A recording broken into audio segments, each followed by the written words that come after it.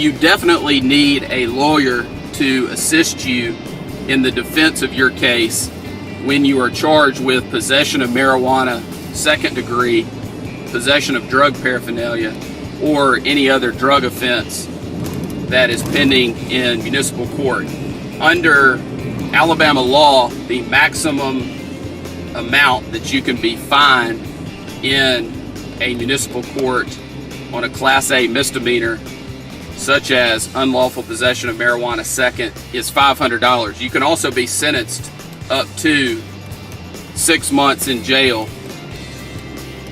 The issue with a conviction for possession of marijuana second degree is usually, for most people, related to the driver's license aspect. And your driver's license under the Code of Alabama will be suspended for 6 months if you are convicted of possession of marijuana second degree.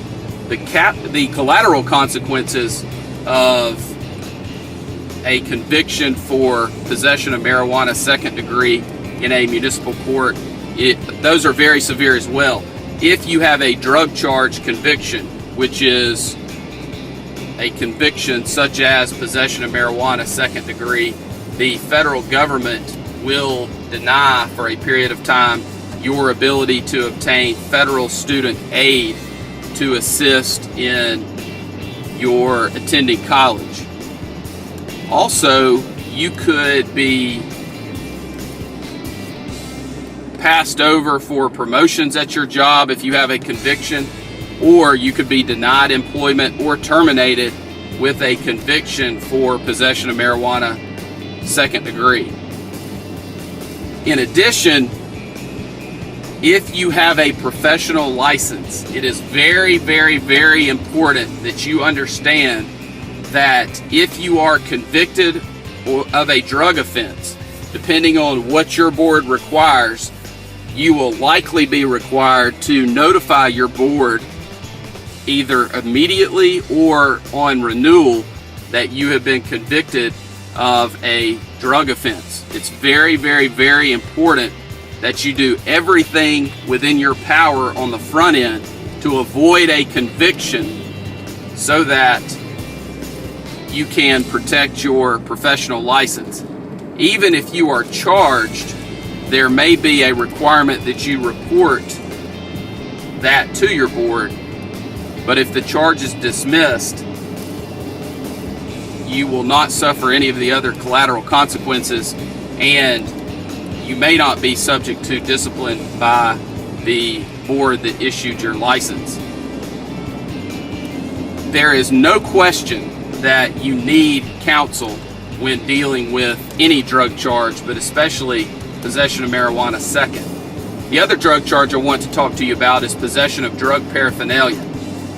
On any traffic stop or any encounter with the police, if they find something that could be construed to be used to make or cultivate or use any type of drug, they can charge you with possession of drug paraphernalia.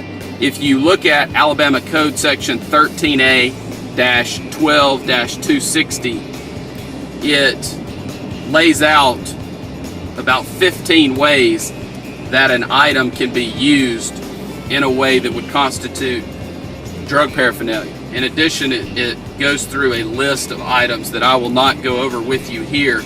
The bottom line is, if you are charged with possession of drug paraphernalia and you feel like you are wrongfully charged, or the item was in your possession not for use as drug paraphernalia, then it is something that we need to be aware of so that we can bring that up through the negotiation process in an effort to settle the case, or through the trial process.